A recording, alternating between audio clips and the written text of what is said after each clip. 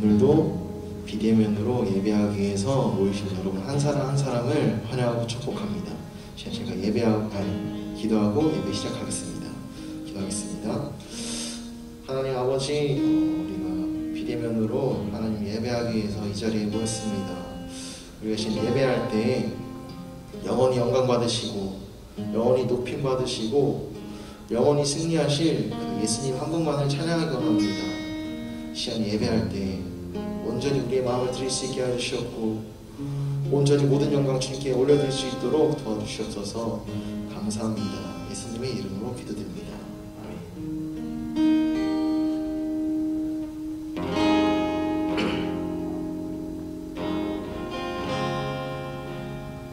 저 해와 달 가면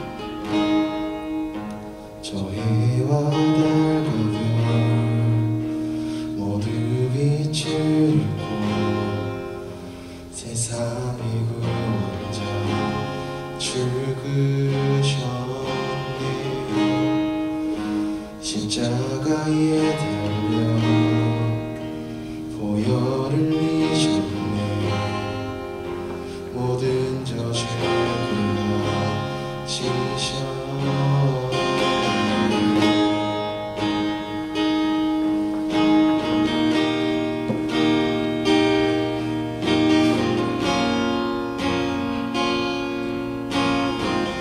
하늘도 외면하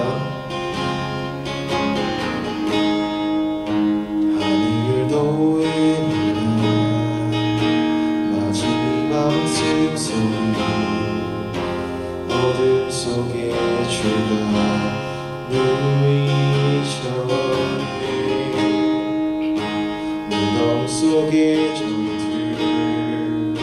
죽음과 싸움에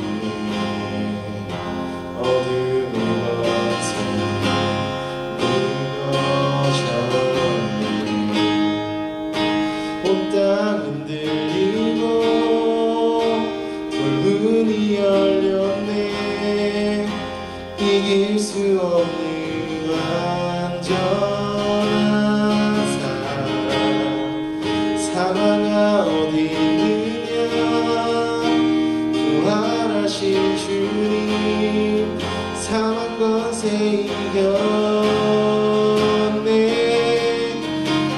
영원히 영광 받으신 영원히 높임 받으신 영원히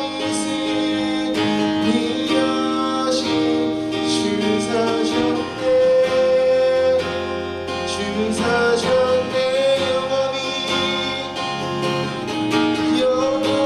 영원히 영광 받으신 영원히 높임 받으신 영원히 승리하신 주 사셨네. 주 사셨네. 온 땅 흔들리고 온 땅 흔들리고 돌문이 열렸네. 이길 수 없는 완전한 사랑아 어디 있느냐. 부활하신 주님 사망 권세 이겼네. 영원히 영광 받으신 영원히 높임 받으신 영원히 승리하신 주 사셨네. 주 사셨네. 영원히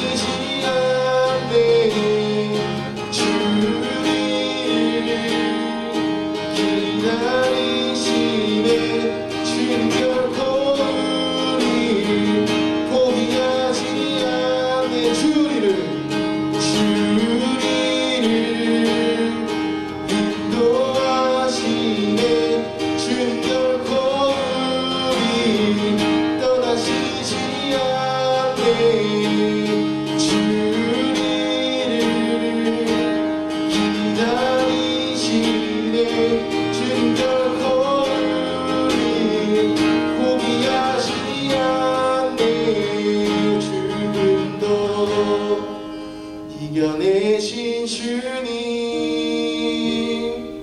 사셨네. 오 능력의 주 안에 우리 승리하리. 우리 주 오 능력의 주 이겨내신 주님 사셨네. 오 능력의 주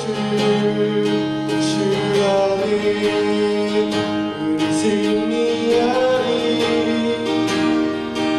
우리 주 오 능력의 주 지금도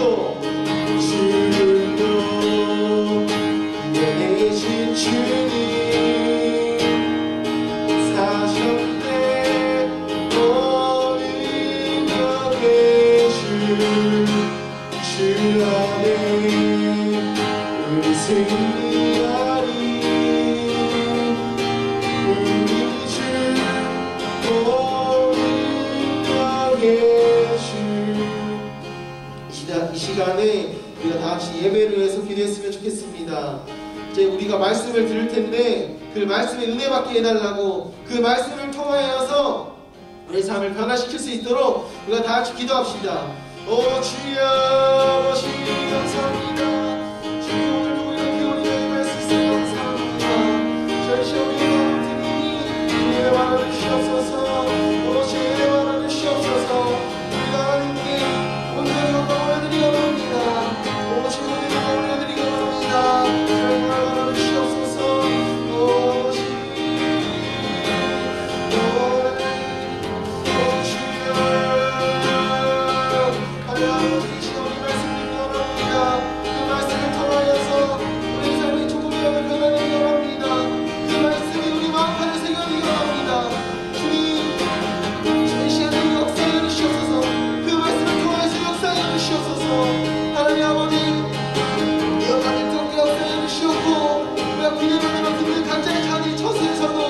주님 성령 역사해 주시옵소서.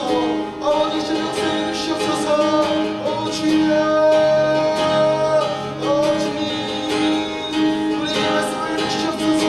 오 주여, 오 주님, 오 주여, 오 주님,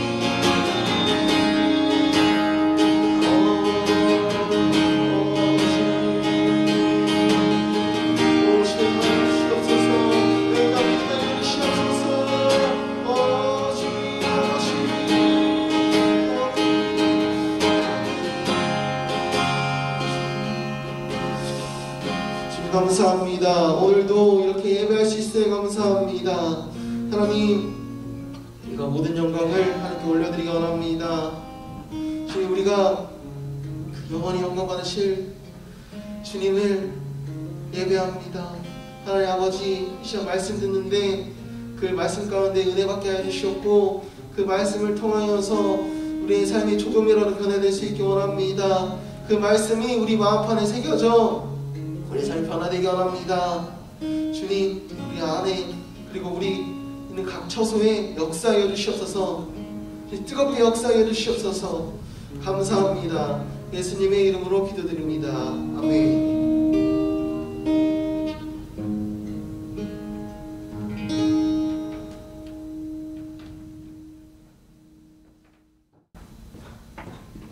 다 함께 묵도하심으로 체프를 시작하도록 하겠습니다. 여호와는 나의 목자시니 내게 부족함이 없으리로다. 그가 나를 푸른 초장과 쉴만한 물가로 인도하시는도다. 아멘. 다 함께 사도신경 하심으로 우리의 신앙을 고백하도록 하겠습니다.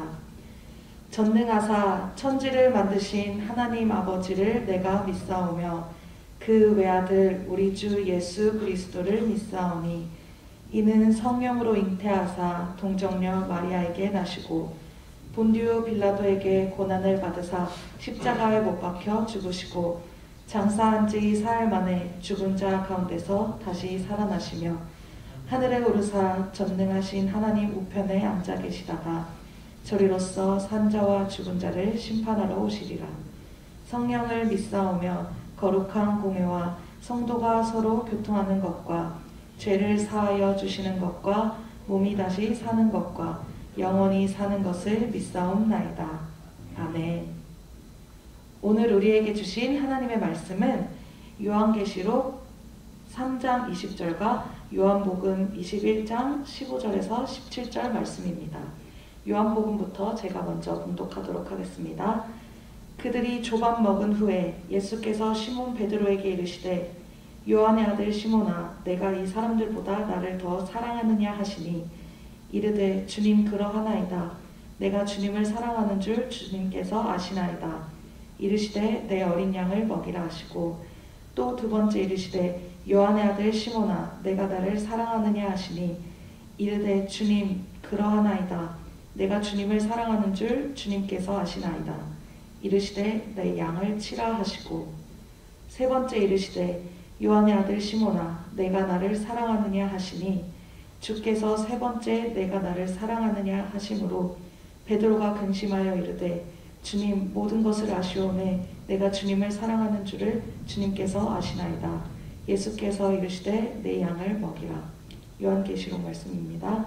볼지어다 내가 문 밖에 서서 두드리노니 누구든지 내 음성을 듣고 문을 열면 내가 그에게로 들어가 그와 더불어 먹고 그는 나와 더불어 먹으리라. 아멘. 오늘 우리에게 말씀을 전해주실 강사 목사님은 대천 다니고 싶은 교회에서 담임 목회를 하고 계신 김철종 목사님이십니다.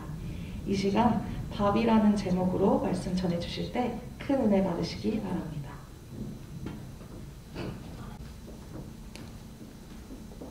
잠깐 기도하겠습니다. 살아계신 하나님 감사합니다. 오늘 비대면으로 드리는 채플 예배지만 아버지 하나님 주님 앞에 예배드리고 있는 하나님 학우들의 마음을 주장하여 주옵소서. 각자가 있는 처소에서 하나님 다양한 방법으로 예배드리지만 하나님 이 시간에 영상만 켜놓고 하나님 다른 것을 하는 하나님 그런 사람도 있겠지만 하나님 묵묵히 주 앞에 엎드려 주의 말씀을 사모하는 학우도 있는 줄 믿습니다. 이 영상을 보는 모두에게 하나님 우리가 하나님의 뜻을 깨닫게 허락하여 주시고 하나님 잠깐 귀로 들었지만 또 보았지만 하나님의 말씀이 보여지고 들려지고 깨달아지는 이 시간 될 수 있도록 성령 하나님 붙들어 주옵소서. 예수 그리스도의 이름으로 감사하며 기도드립니다. 아멘. 할렐루야. 제가 할렐루야 했는데요. 대답이 안 들려요. 여러분이 아마 가정에서 대답해 주셨을 줄 믿습니다. 저는 충남 보령에 여러분 대천 해수욕장 잘 아시죠? 이 대천 해수욕장 그 대천역, 대천 바다로 유명한 그곳에서 목회를 하고 있습니다. 교회 이름이 좀 특이해요. 다니고 싶은 교회. 제가 인터넷으로 검색해 보니까 전 세계에서 하나밖에 없어요. 다니고 싶은 교회. 한세대학교를 2018년도에 MDB를 졸업하고 졸업하는 해 5월에 교회를 창립했어요. 그러니까 지금 이제 다니고 싶은 교회가 창립된 지 지금 2년이 이제 조금 더 넘었고, 제가 목사 안수를 받은 건 올해 5월이니까 지금 이제 11월이잖아요. 그러니까 정말 이제 새내기 목사죠. 정말 얼마 안 된 목사예요. 그런데 제가 2014년도에 MDB 이 한세대학교에 신학대학원에 왔을 때 지금 이 영상을 찍고 있는 이 영상홀에서 묵묵히 조용히 기도했습니다. 하나님, 제가 좀 특별한 사람은 아니지만 하나님 이곳에서 하나님을 예배하겠습니다. 학교 다니는 동안 조용히 하나님의 음성에 귀 기울이겠습니다. 주님, 저를 통해서 한 사람이라도 주의 일꾼으로 세워지게 하시고 제 입술을 통해서 주님 영광 받아 주십시오. 그렇게 아까 우리 찬양을 인도해 주신 형제님이 찬양 인도한 가사처럼 기도했었거든요. 근데 하나님은 제 기도를 들으셨나 봐요. 벌써 한세대학교에 체프 설교를 지금 3번째인가 4번째인가 왔어요. 한세대를 졸업한 지 얼마 안 된 2년 안에 한세대학교 체프를 지금 4번째인가 온 것 같아요. 왜 그러실까? 하나님께서는 지금 제 입술로, 부족한 입술을 통해서 무엇을 전하고 싶어 하실까 묵상했습니다. 그런데 이 시대가 지금 어떤 시대입니까? 이 코로나로 인해서 모두가 입을 가리고 있는 시대고 서로가 서로 얼굴을 마주보고 있지 않는 시대예요. 밥을 먹을 때도 서로 이제 한쪽으로 앉아서 또 유리 칸막이를 켜놓고 세워놓고 이제 밥을 먹지 않습니까? 그래서 이 밥이라는 이 제목으로 하나님의 마음을 좀 나누면 어떨까 그런 생각을 좀 가졌어요. 그래서 오늘 이 설교를 듣는 학생들 중에는 예수님을 미리 나의 구주로 영접하신 분도 계실 거고 아직 예수님을 나의 구주로 영접하지 않았지만 억지로 필수이기 때문에 이 예배에 동참하고 계시는 분도 있을 거라고 생각합니다. 그런데 여러분, 우리가 밥을 먹을 때 하루에 3끼의 밥을 먹잖아요. 밥을 먹을 때마다 저는 기억되지 않겠죠. 그러나 가끔씩 이 밥을 먹을 때마다 이 설교, 이 메시지가 여러분 마음속에 기억되기를 소망합니다. 오늘 요한복음 21장 15절에 보면 첫 번째 시작할 때 어떻게 시작하면 그들이 조반 먹은 후에요. 조반, 아침 식사를 하고 난 다음에 예수님께서 예수님의 수제자였던 예수님을 3번이나 부인했었던 그 베드로에게 물어보세요. 베드로야, 넌 날 사랑하느냐? 그랬더니 베드로가 주님, 제가 주님 사랑합니다. 그래? 그럼 내 양을 먹여라. 다시 물어보세요. 베드로야, 넌 날 사랑하니? 주님이 내가 주님을 사랑하는 걸 주님이 아십니다. 그래? 그럼 내 양을 쳐라. 다시 한번 물어보세요. 베드로야, 넌 날 사랑하니? 사랑합니다. 내 양을 먹이라. 여러분 아마 교회를 한두 번 정도 다녀보신 분들은 이 이야기를 다 알고 계시죠? 그런데 지금 이 이야기 전에 아까도 조반 먹은 후에라고 했잖아요. 그러면 그 전에를 좀 한번 보면 예수님께서 십자가에 달려 죽으시고 부활하셨어요. 그 예수님이 부활하신 것도 모르고 불안에 떨고 있는 제자들을 찾아오셔서 예수님이 세 가지 말씀을 하세요. 너희에게 평안이 있을지어다. 아버지께서 나를 보낸 것처럼 나도 너희를 보낸다.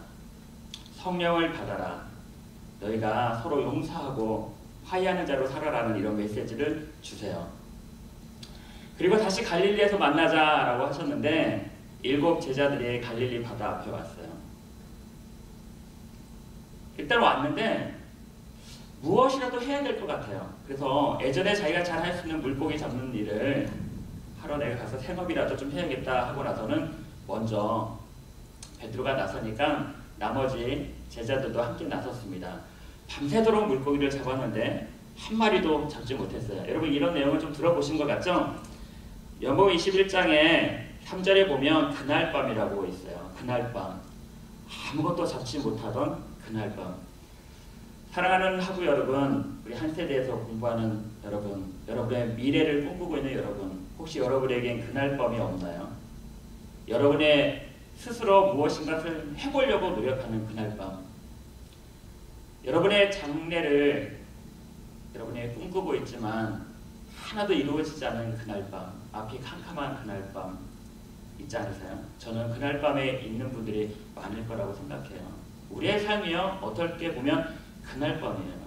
춥고 배고픈데 데워지는 건 없고 무엇이 어떻게 될지 불안하기만 한 그날 밤. 여러분 그날 밤에요, 절대 주님께서는 여러분을 그대로 혼자 내버려 두지 않으세요. 그날 밤에 예수님께서 그날 밤을 지켜보고 계셨어요. 한쪽에 예수님께서 그날 밤에 아무것도 잡지 못하고 추위에 떨고 있는 제자들에게 이렇게 예수님께서 서 계셨는데 아무도 예수님이 걸 알아보지 못했어요. 그러다가 한 제자가 예수님을 알아보았는데 그때 예수님께서 제자들에게 뭐라고 말씀하시면 얘들아 너희에게 고기가 있느냐 물어보세요. 아주 다정한 말씀이죠. 얘들아 너희에게 고기가 있느냐. 그 음성을 들었을 때요, 어떤 제자가 예수님을 알아봤어요. 베드로에게 예수님이신 것 같아. 그랬더니 베드로가 옷을 입고 예수님에게 뛰어가는 거죠. 그리고 나서 나머지 제자들도 왔어요. 예수님 앞에 찾아갔더니 예수님 앞에 뭐가 있었죠? 여러분 9절에 보면 숯불이 놓여 있었어요. 예수님 앞에는 숯불이 있었어요. 그리고 숯불에 생선과 떡을 예수님께서 굽고 계셨어요. 저는 이 모닥불이라고 생각해요. 숯불. 여러분 캠프파이어 했던 그런 생각 나세요? 모닥불 하면 참 좋은 기억이 있잖아요. 왠지 같이 어울려서 즐거운 담소도 나누고 서로를 격려하고 노래도 불렀던. 특별히 대천 해수욕장에는 이렇게 저녁에 와서 모닥불을 피고 앉아있고 싶어하는 사람들이 참 많아요. 그런 향수를 가진 사람들이 참 많아요. 가만히 보면 모닥불은 그냥 지펴지는 게 아니에요. 모닥불을 지피는 사람은요, 모닥불을 어디다 지펴야 될지 먼저 장소를 알아봅니다. 그리고 모닥불을 잘 지피는 사람은 마른 장가지를 주워오는 수고를 아끼지 않아요. 그리고 모닥불을 잘 지피는 사람은 그 마른 장가지를 조심히 올려놓고 불을 붙일 때도 아주 조심하게 붙여요. 밑에다가 잘 바짝 돼 있는 나뭇잎이라든가 종이 같은 것으로 조용히 붙이죠. 그리고 마른 장가지를 올릴 때 너무 촘촘하게 올리면 공기가 통하지 않아서 모닥불이 꺼져버리고, 또 너무 멀리 떨어져 놓으면 서로에게 영향을 주지 않아서 불이 쉽게 꺼지니까 간극을 잘 조절하죠. 그러면서 조금씩 두꺼운 나무들을 올리기 시작해요. 이렇게 모닥불을 지켜본 분은 알겠지만 모닥불이 잘 타고 있을 때는요, 어떤 모닥불 하나가 확 튀어서 도망가기도 합니다. 그러면서 무리에서 이탈한 나무 토막 하나는 매캐한 냄새를 풍기기도 하고, 무리에서 이탈했기 때문에 저것이 없었으면 싶을 정도의 그런 꼴불견이 있는 그런 나무 토막이 있기도 해요. 그런데 누군가 용기를 내서요, 그 물에서 이탈한 나무통을 갖다가 다시 모닥불리에 넣어줬을 때 다시 불이 더 활활 타게 돼요. 그렇게 아름답게 타고 있는 모닥불이 있으면 여러분 어떻게 하고 싶나요? 주변에 같이 모여 앉아서 지포도 구워 먹고 싶고, 고구마도 좀 같이 구워 먹고 싶고, 소세지도 같이 구워 먹고 싶고, 그 불빛에서 서로에게 아메리카노 한 잔 나누면서 담소도 나누고 싶고, 노래도 같이 불러보고 싶고, 그러다 보면은 내가 아팠던 기억, 내가 말하지 못했던 상처도 서로 꺼내서 이야기해주고 싶고, 그 비밀을 지켜주기도 싶기도 하고, 서로 등을 두들겨주기도 하고, 서로를 해서 중보기도도 하게 됩니다. 그러다가 어떻게 되죠? 그 모닥불이 조용히 사라지죠. 남은 죄까지 깨끗해요. 이런 모닥불이 있는가 반면에 갑자기 불을 붙이려는 그런 캠프파이어 같은 그런 불이 있어요. 어디다 불을 지펴야 될지도 생각하지 않고, 마른 장가지를 모아오는 수고도 하지 않고, 그냥 젖은 나무든 뚱뚱한 나무든 어떤 잘못된 나무든 상관없이 쌓아놓고 한 번에 기름을 부어가지고 불을 확 일으켜오고 싶어하는 사람들이 있는 거죠. 그렇게 불을 붙인 불은 어떻습니까? 매캐한 냄새가 나고 사람들한테 가까이 갈 수 없게 두렵게 만들어요. 그곳에서는 나눔과 치유가 일어나지 못해요. 사랑하는 우리 한세대학교 우리 학우 여러분, 여러분의 인생에 여러분은 어떤 모닥불을 붙이는 여러분이십니까?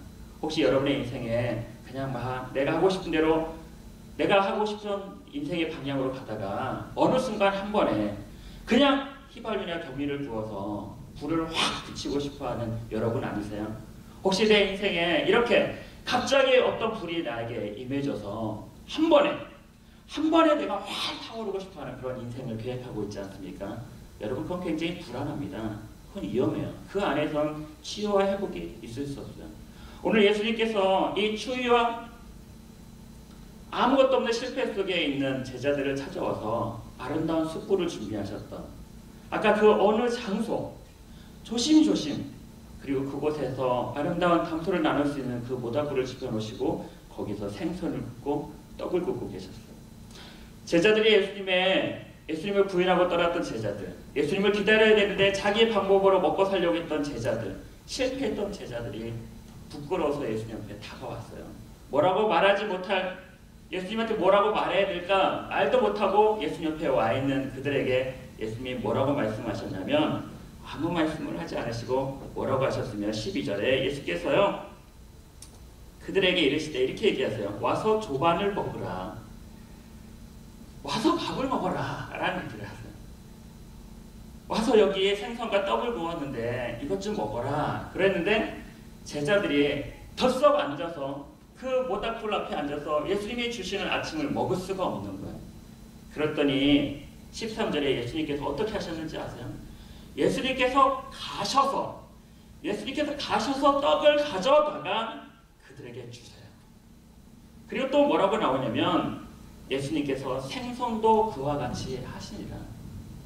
예수님께서 덜컥 앉아서 밥을 먹지 못할 그 제자들에게 가셔서 떡을 주시고 가셔서 생선을 주세요. 예수님 지금 뭘 하고 싶으신 것이죠?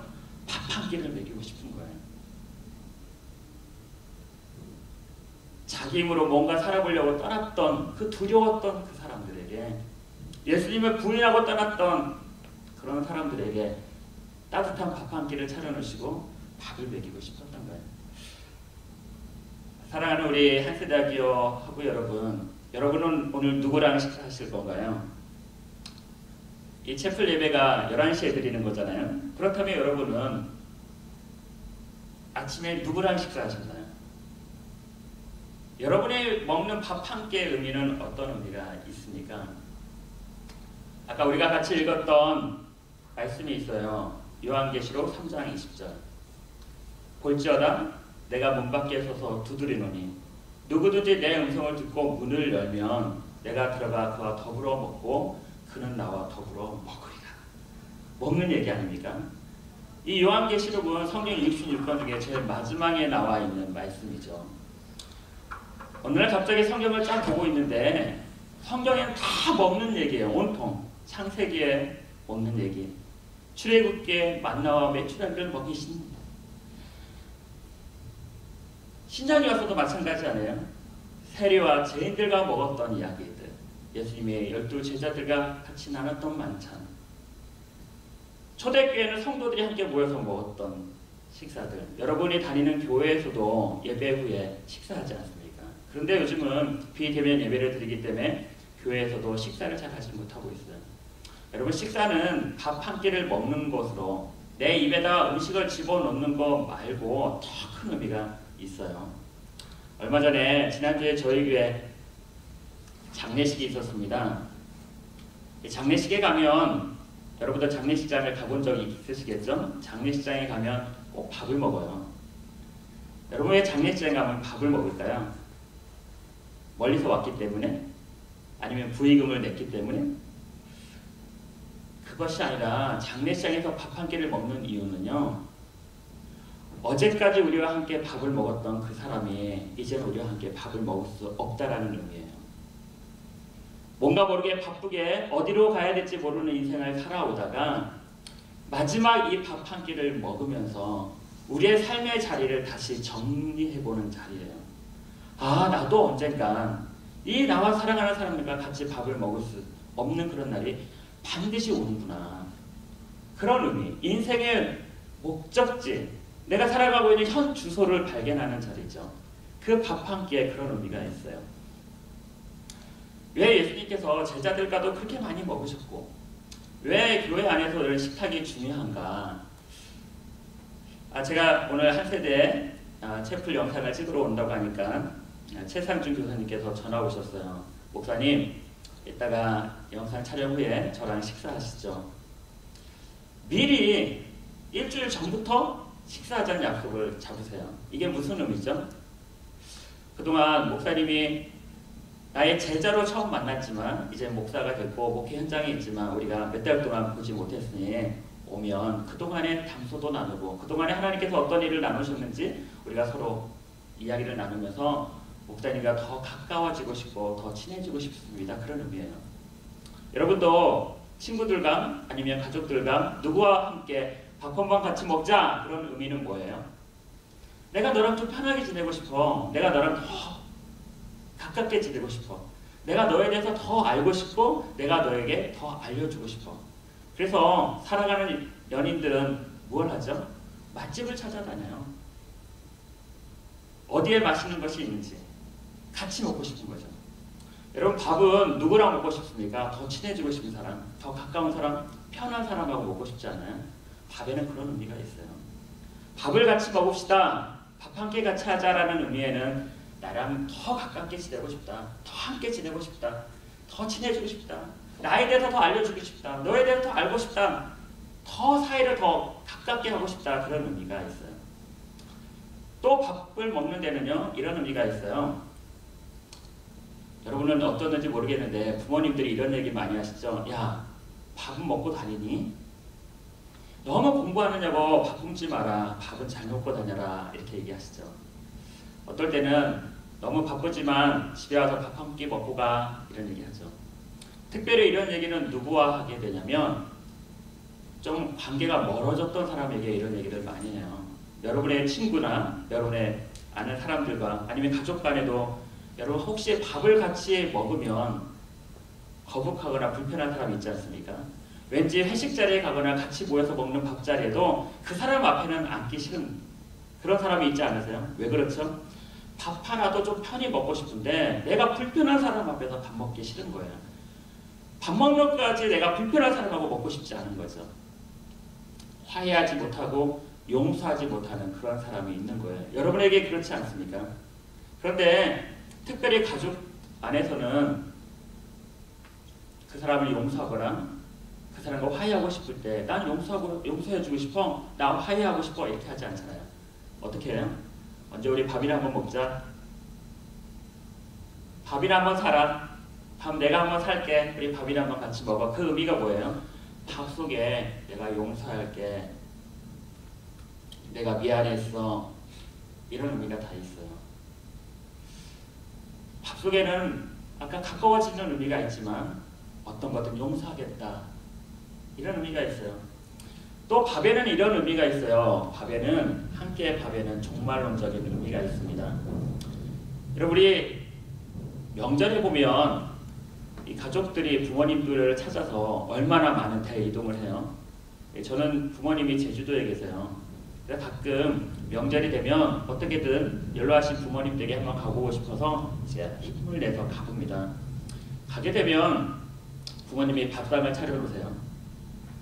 이 제주도에는 옥돔, 한치, 소갈비, 전복, 할 거 없이 잡채, 전 이러면서 정말 푸짐하게 차려놓으세요. 제가 뭐라고 하냐면, 엄마 왜 이렇게 돈 많이 써? 이 밥 한 끼 먹는 건데 간단하게 먹지 왜 이렇게 돈을 여기서 많이 썼어요? 그렇게 하면 어머니가 그런 얘기를 하세요. 야, 너희 아버지 연세 많으시고 나도 이렇게 늙었는데 언제 내 며느리, 내 손자들과 우리 가족들이 함께 이 밥을 또 먹겠냐. 이번이 명절인데 내년 명절에도 우리가 이렇게 밥 한 끼 먹을 수 있다라고 어떻게 보장하냐. 요즘같이 사건 사고가 많은 세상에 아침에 밥을 같이 먹었다고 해서 저녁에 같이 먹는다는 보장이 없는데 우리 이렇게 모였을 때라도 밥 한 끼 푸짐하게 따뜻하게 먹자. 무슨 얘기죠? 마지막을 준비하고 계시는 거예요. 종말론적. 여러분, 명절에 그렇게 부모님 댁에 찾아가서 결과적으로 하는 게 뭐죠? 밥 한 끼 먹는 거예요. 가족끼리 마지막을 준비하는 것이죠. 여러분이 아침에 밥을 먹었다 하고 해서 또 내일 아침을 같이 먹는다는 보장은 아무도 할 수 없죠. 어제도 우리가 늘 이렇게 인터넷 기사를 보면서 어떤 사람들이 생이 마감한 그런 소식들을 듣지 않습니까? 하루 전에라도 우리가 그런 예측을 했었을까요? 누구에게도 이 밥 한 끼의 의미가 전혀 다르게 다가오는 그런 시간은 반드시 와요. 그래서 예수님께서 이 요한복음 21장, 요한복음 20장이 아니죠? 요한복음 21장, 요한계시록 3장 20절에 아까 뭐라고 했어요? 볼지어다 내가 문 밖에 서서 두드리노니 누구든지 내 음성을 듣고 문을 열면 내가 들어가 그와 더불어 먹고 그는 나와 더불어 먹으리라. 여러분, 이게 무슨 말씀이세요? 식사의 자리로 초청이에요. 뭐라고 말씀하시는 거예요? 내가 문 밖에서 두드리노니, 두드린다. 누구든지 내 음성을 듣고 문을 열면 내가 들어가서 그와 더불어 먹고 그는 나와 더불어 먹으리라. 이게 무슨 말씀이세요? 누구든지 내가 지금 문 밖에 서서 애타게 지금 두드리고 있는데 너희가 마음의 문을 열면 내가 들어가서 너와 함께 더불어 먹는다는 것은 너와 내가 멀어져 있는 그 관계가 더 가까워질 것이고 내가 너에게 나를 알려줄 것이고 내가 너를 알고 있는 그 관계 속에서 더 가까워지자라는 의미고, 혹시 네가 나와 함께 죄로 인해서 멀어졌다면 내가 그 죄를 생각하지도 않겠다. 용서해주겠다. 그런 뜻이에요. 그리고 또 뭐죠? 같이 더불어 먹는다는 것은 영원한 세상에서 함께 있게 될 것이다 라는 이야기예요. 사랑하는 한세대학교 학우 여러분, 오늘 여러분에게 이 메시지가 어떻게 들리나요? 볼지어다 내가 문 밖에 서서 두드리노니 누구든지 내 음성을 듣고 문을 열면 내가 들어가 그와 더불어 먹고 그는 나와 더불어 먹으리라. 주님께서는요, 이 식탁 안에 이 땅의 한국교회, 이 땅의 젊은 청년들이 다시 일어나기를 소원하고 계세요. 그 마음을 알고 있는 부모님들이요, 자녀들에게 따뜻한 밥 한 끼를 먹이고 싶은 거예요. 군대 가는 자녀에게도 따뜻한 밥 한 끼, 결혼하는 자녀에게도 따뜻한 밥 한 끼, 내 품을 떠나가는 자녀에게도 따뜻한 밥 한 끼를 먹이고 싶은 거예요. 그 마음을 가지시고 예수님께서 스스로 물고기 잡아서 생업을 이어가려고 했던 그 제자들을 찾아오셨어요. 예수님을 부인하고 떠났던 제자들을 찾아오셔서 아침에 조반을 먹이신 거예요. 이 밥 한 끼에서 다시 살아갈 힘과 용기를 주신 거예요. 여러분, 이 시대에 무엇이 필요한 시대입니까? 따뜻한 밥 한 끼가 필요한 시대 아니겠어요? 여러분, 서로가 비대면을 만나고 있지 못한다고 하더라도 여러분 친구들에게 연락해서 여러분 가끔씩 밥 한 끼를 하시기를 바라요. 그리고 사랑하는 가족들과 여러분 밥 한 끼를 하시기를 바라요. 여러분 그렇게 밥 한 끼를 나누면서 밥을 먹을 때마다요 그런 의미가 있구나라고 생각하면서 만나주는 여러분 되기를 소망합니다. 그렇게 밥 한 끼를 먹이고 용기 내신 주님께서 그 용기를 얻은 그 제자들에게 물어보는 거예요. 요한의 아들 시몬아, 넌 날 사랑하느냐? 다른 걸 물어보지 않았어. 너 왜 그때 나 내버려두고 부인하고 왜 도망갔어? 왜 기다리라고 하니까 못 기다리고 니네 물고기 잡으러 갔어? 왜 그렇게 죽을 상을 하고 있어? 이런 걸 물어보지 않으셨어. 넌 날 사랑하느냐? 이걸 물어보세요. 여러분 밥 한 끼는 뭐가 있는 거야? 사랑이 담겨져 있어. 밥 한 끼에 말할 수 없는 모든 사랑이 거기에 담겨져 있어요. 그 예수님께서 넌 날 사랑하느냐? 밥을 먹고 난 다음에 물어보셨단 말이에요. 그랬더니 뭐라고 그래요? 주님, 제가 주님 사랑하는 거 아시지 않습니까? 3번 물어보시죠. 그러면서 뭐라고 얘기하셨어요? 내 양을 먹이라, 내 양을 치라라고 얘기하셨어요. 예수님이 하셨던 그 사역을 담당할 제자들은요, 조건이 딱 하나면 되는 거예요. 그게 뭐죠? 예수님을 사랑하는 거. 예수님을 사랑한다면 내가 너에게 맡겨주는 양도, 내 양도 너희가 사랑하지 않을까? 내가 너에게 밥을 차려준 것처럼 너희도 나를 사랑한다면 내가 너에게 맡겨준 양들에게도 이렇게 밥을 차려주지 않겠니? 내 양을 먹여다오 라고 부탁하셨어요. 이 자리에서 예배를 드리는 중에 이게 제가 깨달아졌어요. 그래서 교회를 개척했어요. 다니고 싶은 교회. 많은 사람들이 저에게 와서 저한테 묻습니다. 교회 이름이 뭡니까? 다니고 싶은 게 웃깁니다. 그러면 다니고 싶은 게 비전은 뭡니까? 저한테 물어봐요. 사실 다니고 싶은 교회는 목회자인 제가 다니고 싶은 교회였거든요. 목회자가 설교만 하고 예배만 인도하는 그런 거 말고 내가 너무 하나님께 예배 드리고 싶어서 아침마다 목사인 내가 하나님께 예배 드리러 가고 싶어하는 내가 다니고 싶은 교회가 있어야 되지 않을까라는 생각을 했어요.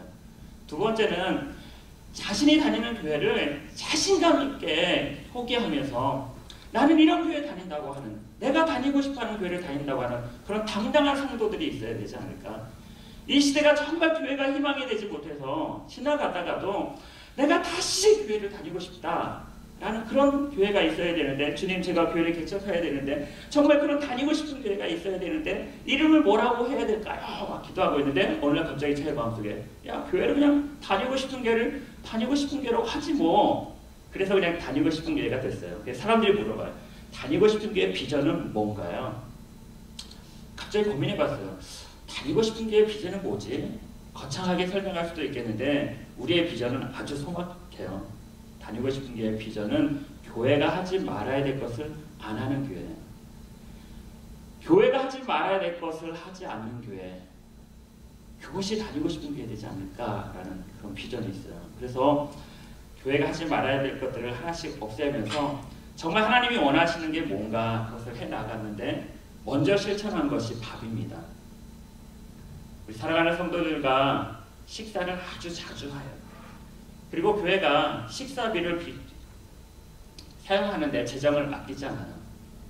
그러다 보니까 날마다 식탁의 자리가 풍성하고 이 밥의 의미를 아는 사람들이 항상 식탁을 꾸려나가요. 그러다 보니까 이 시골에 있지만 폭발적으로 부흥하는 거예요. 어떤 분은 교회가 개척하면 1000개가 교회를 개척하면 하나가 살아남지 못한다고들 말하는데 다니고 싶은 교회가 그 하나다라고 얘기해 주시는 분들이 있었어요. 식사의 자리 안에서 정말 그리스도의 사랑을 전하니까 살아나는 거예요. 두 번째는 뭐냐면 예수님께서 이 식사의 자리의 식탁이 굳이 우리가 먹는 음식만 있는 것이 아니라요. 예수 그리스도의 직접 말씀이 되시는 이 성경 말씀이죠. 하나님의 말씀을 잘 먹이는 게 중요해요. 그 말씀이 뭐가 중요하죠? 왜곡되지 않는 하나님의 말씀, 변질되지 않는 하나님의 말씀을 그대로 전하니까 사람들이 몰라요. 이해를 잘 못하시겠죠? 여러분은 모두가 지금 신학생도 아니고 그리고 신학대학원생도 아니니까 지금 아마 챔플 예배로 그냥 들으면서 아 그런 일이 있는가 보다 여러분 생각할 수 있어요. 그러나 여러분 정말 영양가 있는 음식을 먹는 사람들은요 모두 다 건강해져요. 여러분 중요한 것은 아시죠? 여러분 이런 얘기 들어봤어요? 밥 세대와 라면 세대? 밥을 먹는 세대는요, 부모님들이 주방에서 막 오랜 시간 심혈을 기울여서 밥상을 차려요. 라면 세대는 어떤 세대죠? 금방 데펴서 먹을 수 있는 그런 세대죠. 중요한 것은 다 짓는다고 그래요. 집을 짓는다, 옷을 짓는다, 밥을 짓는다 라고 얘기하죠. 시간이 얼마 다 됐네요. 여러분 결론을 내리자면, 사랑하는 우리 한세대학교 학우 여러분, 여러분에게 당부 부탁을 드리고 싶은 것은, 여러분 밥의 이 의미를 기억하시고 여러분이 밥상을 차리는 여러분 되시길 소망합니다. 여러분이 자주 밥상을 차려서 사람들을 초대하는 여러분 되기를 소망해요. 그리고 이 밥상의 의미를 여러분이 많이 전달하는 여러분 되기를 소망하고, 또 그 안에서 이 밥의 의미가 우리가 먹는 밥만 아니라 우리에게 그 생명을 내어주신 예수 그리스도의 그 십자가의 보혈이 흘려져 있는 몸임을 여러분 기억할 수 있는 여러분 되기를 소망합니다. 다시 한 가지만 더 말씀드리면, 예수님께서 내가 지은 십자가의 죽음을 기억하고 기념해라 라고 해서 제정하신 게 성찬이거든요. 그래서 우리가 포도주와 떡을 먹게 되죠. 근데 고린도전서 11장에 보면 성찬을 할 때 이런 의미가 있어요. 우리가 하는 성찬은 약식이죠. 근데 진짜 성찬은 밥을 먹으면서 하는 성찬이었어요. 밥을 같이 먹고 하는 성찬인데, 이렇게 우리처럼 예배당이 있어서 예배드렸던 게 아니라 어느 집에 모여서 함께 예배드린다, 그런 의미란 말이에요. 그런데 그 집에서 예배를 드립니다. 그러면 서로가 밥을 먹을 것들 하나씩 챙겨와요. 어떤 사람은 갈비, 어떤 사람은 잡채, 어떤 사람은 전 이렇게 차려와서 앞에 앉은 사람부터 자기가 밥을 먹는 거예요. 근데 가난하고 헐벗은 사람들이 뒤에서 왔는데 그 사람들은 음식이 없어. 같이 예배를 드리는 곳에서 앞에 있는 사람은 먹고 뒤에 있는 사람은 먹지 못한 거예요. 예배 도중에, 식사하는 도중에 다시 성찬을 하게 된 거죠. 지금처럼 하나씩 나눠서 먹는 게 아니고 한 빵을 나눠주는 거예요. 주님과 함께 연합하는 의식이 복이 되는, 그 축복이 된다는 그 성찬을 나누게 되면, 앞에 아까 식사를 먼저 했던 그 기득권을 가진 사람들이 앞에서 먼저 큼지막하게 떼먹는 거예요. 그럼 맨 뒤에 가난하고 헐벗은 사람들이 그 빵 한 조각을 기다리고 있는데 돌아오지 않는 거예요. 고린도전서 11장에 보면 그런 사람들에게 내 몸을 합당하지 않게 이 예식에 참여한 자는 자기의 죄를 먹고 마시는 거라고 했었는데, 그게 뭐냐면 예수 그리스도께서 자기 몸을 내준 자리, 그 십자가에서 내 몸을 내준 자리, 내 살과 피를 찢겨서 내준 그 사랑의 자리를 기념하고 기억하는데, 어떻게 그 자리에서 소외시키느냐, 어떻게 그 자리에서 가난한 사람들을 소외시키고 가난한 사람들을 힘들게 만들었느냐, 그렇게 내 성찬에 참여했다면 너희가 죄를 짓는 것이고 너희의 죄를 너희가 먹고 마시는 거라는 거예요. 사랑하는 여러분, 어느 곳에 있든지 예수님의 이 깊으신 사랑을 여러분 이해할 수 있기를 소망하고, 여러분이 어느 곳에 있든지 어느 누구도 소외시키지 않고, 여러분 밥에서 소외되면 굉장히 섭섭한 거 알죠? 밥에서 밥자리에 빠지면 가장 상처받는 거 아시죠? 여러분 어느 곳에나 우리의 식탁에서부터 예수 그리스도의 사랑을 흘려보낼 수 있는 우리 모두가 되기를 소망합니다. 기도하겠습니다. 하나님 아버지, 오늘 이 영상을 같이 보고 있는 우리 학우들 중에 주님 그날 밤에 있는 학우들이 없습니까? 누구에게도 말하지 못하는 그날 밤에 아버지 추위와 두려움에 떨고 있는 하나님 그런 학우는 없습니까? 주님 그 자리에 주님이 서 계심을 바라볼 수 있는 영적인 눈이 열려지게 허락하여 주옵소서. 주님께서 차려주신 숯불리에 하나님 고기와 하나님 떡을 먹을 수 있는 그 자리로 주님 인도하여 주시고, 그 따뜻한 주님의 이루와 사랑을 경험할 수 있도록 허락하여 주시고, 주님이 물어보시는 그 사랑의 메시지를 들을 수 있는 귀를 열어주시고, 주님께 사랑을 고백할 수 있는 우리 학우들이 될 수 있도록 허락하여 주옵소서. 그로 말미암아 식탁 안에서 주님께서 우리를 부르시는 이 긴박한 초대를 하나님 기억하게 하시고, 볼지어다 내가 문 밖에 서서 두드리노니 누구든지 내 음성을 듣고 문을 열면 내가 들어가 그와 더불어 먹고 그는 나와 더불어 먹으리라 라고 말씀하셨던 이 식탁의 의미를 아버지 기억하게 하여 주옵소서.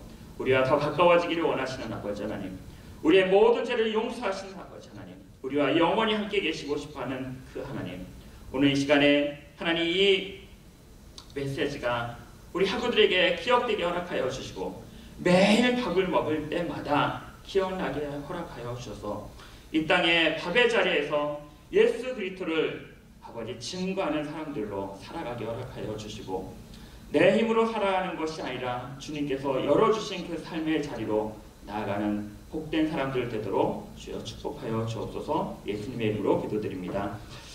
이제는 우리 구주 예수 그리스도의 은혜와 아버지 하나님의 그 크신 사랑하심과 성령 하나님의 함께하심이 우리 한세대학교 학우들과 그리고 이 학교와 그리고 대한민국과 세계 열방 가운데 이제로부터 영원토록 함께 하시기를 간절히 축원하옵나이다.